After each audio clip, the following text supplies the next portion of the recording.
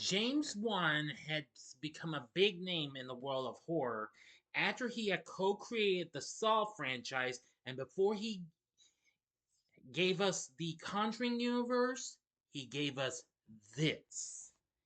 Prepare yourselves, because here's my review of Insidious.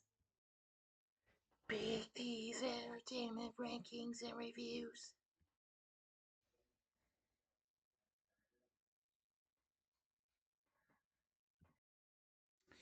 So, greetings, my fellow YouTubers, and welcome to Big D's Entertainment Rankings and Reviews. My name is Joel, better known to you as the Big D, and this time around I bring to you a review of the 2010 supernatural horror flick Insidious. Released by Film District here in the US, Alliance Films in Canada, and Momentum Pictures in the UK, along with Stage 6 Films, Haunted Movies, Alliance Films, and I Am Global. Directed by James Wan, and who also co-edited the film. Written by Lee Whannell and starring Patrick Wilson, Rose Byrne, and Barbara Hershey. This is the first installment of the franchise of Insidious, but however is the third in terms of the series' in-story chronology. The story centers on a married couple whose boy inexplicably enters a comatose state and becomes a vessel for a variety of demonic entities in an astral plane. Now, this was done in 2010 as it made its premiere at the Toronto International Film Festival, with it being released in theaters the following year in 2011. This film eventually became a big hit.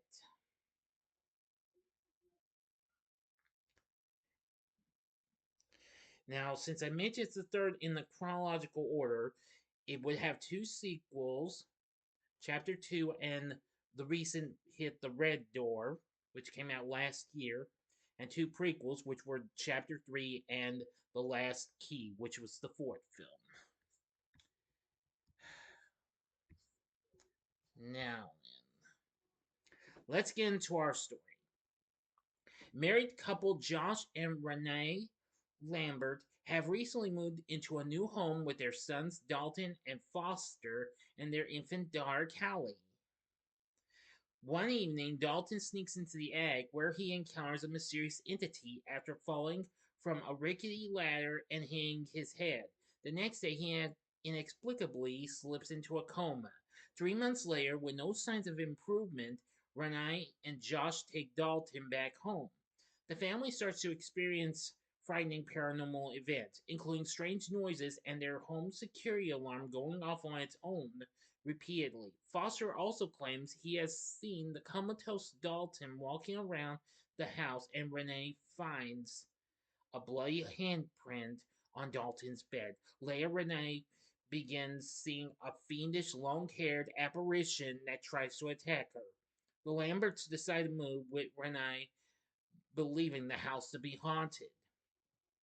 However, the supernatural activity continues in their new home when Renee sees the ghost of a young child dressed in period attire. Josh's mother, Lorraine, arrives and explains she had a nightmare about a demon with a red face in Dalton's bedroom. She later sees the same demon behind Josh, and Dalton's bedroom is ransacked by unseen forces. Lorraine calls psychic Elsie Rainier and her paranormal investigators Specs and Tucker. In Dalton's bedroom, Elise sees a vision of the red-faced demon. Elise explains that Dalton is not in a coma. He was born with the ability to astral project his consciousness and had been unknowingly doing so in his sleep. Believing he was simply dreaming, this time he has traveled too far and has been captured in a purgatory realm called the Further, a place inhabited by the tortured spirits of the deceased. Without his consciousness present, his body is comatose, but spirits desire to use it so they can re enter the physical world. Josh accuses Elise of being a scam artist and throws her out, but later finds drawings in Dalton's room that seem to confirm Elise's theory. Josh brings Elise and her team back after an attempted seance goes horribly wrong.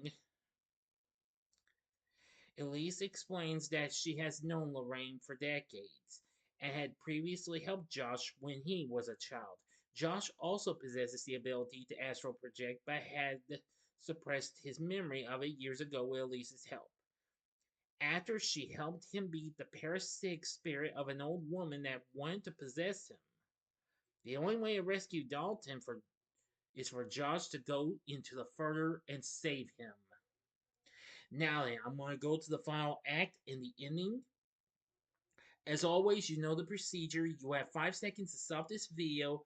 Go to the description box below and fast forward to the time below. As I start to count down now, if you've seen the movie already, please continue. Okay, you've been warned. Elise puts Josh in a hypnotic trance and he is able to project himself into the further. He finds his way to Dalton, encountering multiple perilous and horrifying ghosts along the way. He frees his son, but they are chased and attacked by the red-faced demon, while the spirits of the further invade the real world and terrorize Renee, Elise, and the others. Josh is confronted by the old woman that tormented him as a child. He tries once and for all to overcome his fear, and she appears to retreat from him. Josh and Dalton wake up in the real world, and the invading spirits vanish. The family celebrates their victory, believing that the nightmare is over. Elise senses that something is amiss about Josh. When she snaps a photo of him, Josh goes berserk and strangles her. Renee discovers Elise's corpse and sees the photograph she took.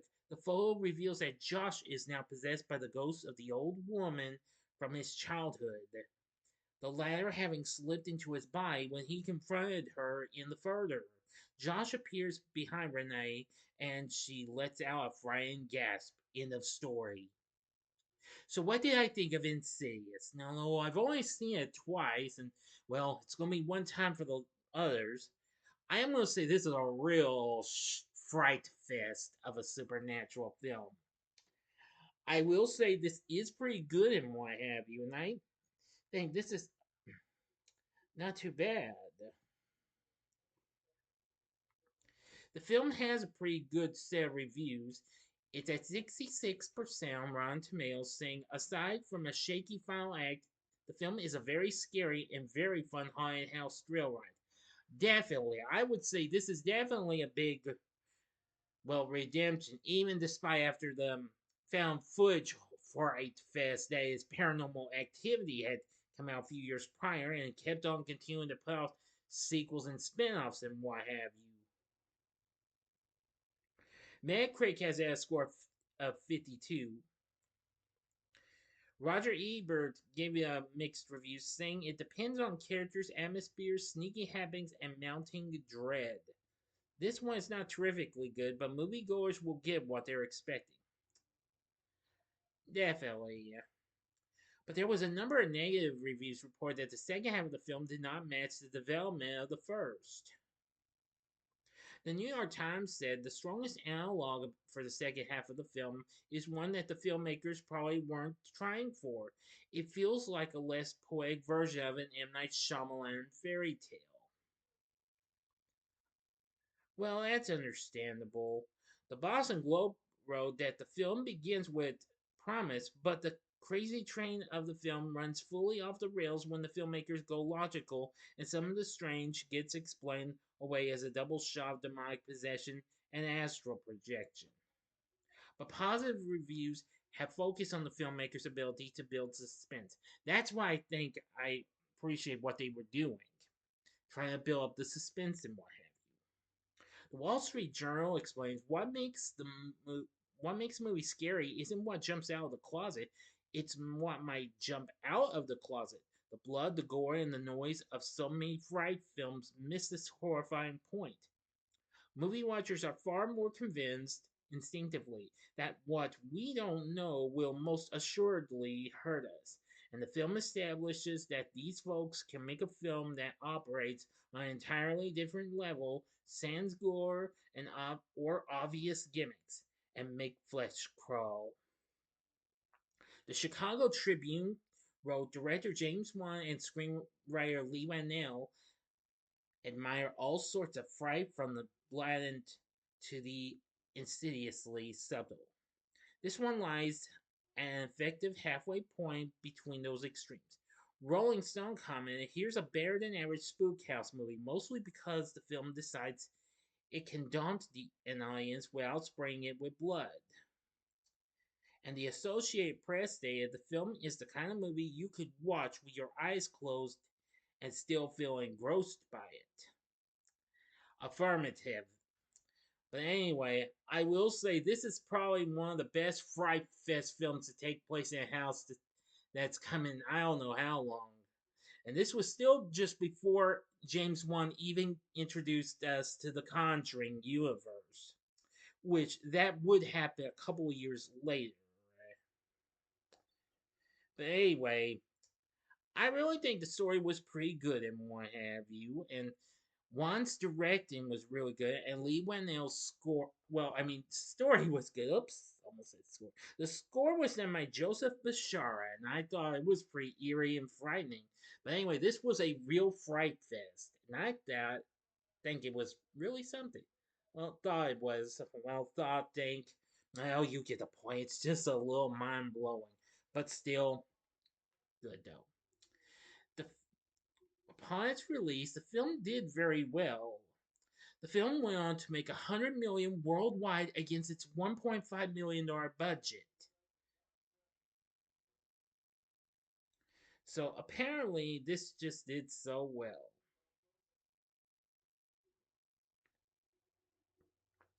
Now, and for our cast, we have Patrick Wilson, who would later go on to be in the Conjuring films as Josh Lambert. I must admit, he was really good.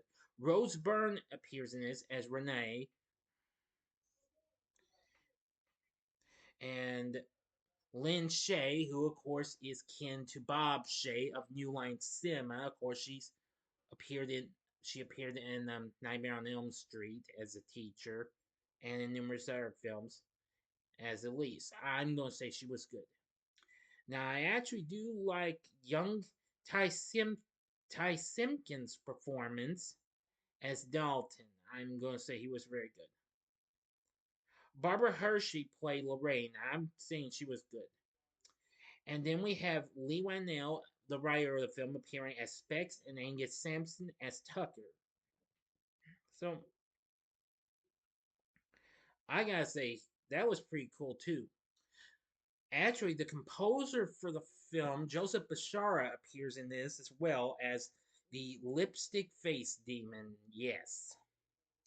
So anyway, this did have a few eerie, creepy monsters and ghosts and what have you. So overall, I found Insidious to be a pretty eerie fright fest of a film. So I think the story was pretty good. I liked the cast and their characters were pretty good. The score was really eerie and scary and what have you, and the frights were really good too. But seriously.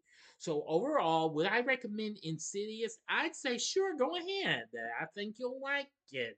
It's a real, like I said, it's a real fright fest. You think you can handle it? I hope so. Anyway, I will be reviewing the rest of the franchise later on, starting next week. So, what did you think of Insidious? Let me know in the comment section below. If you like this video, consider clicking the like button, subscribe, and be a part of the Big D Nation. Continue to help support my channel. Make it grow and make the views grow. Tell all your friends about my channel, and you can share my vids with your friends if you wish, and maybe that can help me out. Love to get up to more views and what have you. I'm still a little bit of a ways to reach 800. I hope to get to maybe even 1,000 before the year's over with. After 5 years of doing vids, I'd give anything to try and be up there. But let's try and take it one step at a time. All right. Next time, I'll be giving to you a review. I'll give you all a review of Hellraiser 3: Hell on Earth. So if you like this, check out my reviews for some of these other films. I'll give you my reviews of the first, the Conjuring films, the first two anyway. In the upper left-hand corner is my review of The Conjuring from 2013. The upper right-hand corner is my review of its sequel, The Conjuring 2 from 2016. Or you can check out my review of the found footage horror flick in Paranormal Activity from 2007. In the bottom right hand corner is the button you can click to subscribe. If you like rankings and reviews on movies, TV, music, video games, etc., then I'm your guy. Thank you for watching. Until next time, I'm the Big D saying, see ya.